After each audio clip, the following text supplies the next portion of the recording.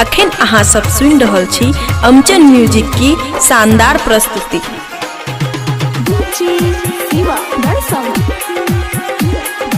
खुशी recording studio बलुआहा।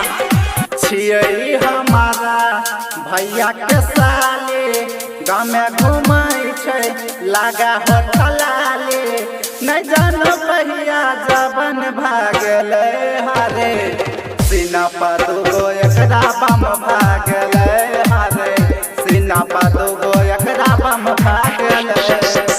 छियै हमारा भैया के साले गाँव में घुमाई छै लागा हो ठलाले नहीं जानो पहिया जबन भागले हारे सीना पर दुगो एकरा बम भागले हारे सीना पर दुगो एकरा बम भागले। खुशी रिकॉर्डिंग स्टूडियो बलुआहा।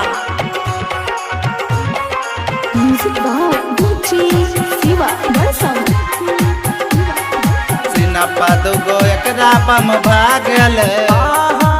अइले बंगाल से छौरी बिहार में एकरे लाजे लगले आइते हार में एकरे लाजे लगले आइते हार में अइले बंगाल से छौरी बिहार में एकरे लाजे लगले आइते हार में गाके समाज नहीं करे छै ना साफ रे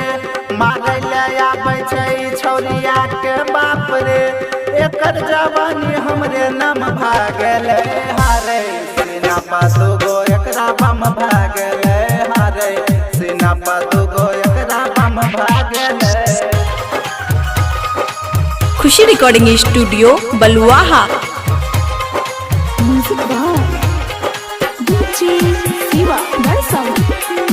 सीना पर दुगो एकरा बम भागले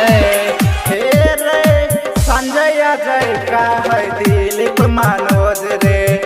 एकर चाल चलन नहीं छै हाँ ठीक रे एकर चाल चलन नहीं छै हाँ ठीक रे संजय अजय का है दिलीप मनोज रे छौरिया के चाल चलन नहीं छै हाँ ठीक रे राइटर अमित कहै लालन बिहारी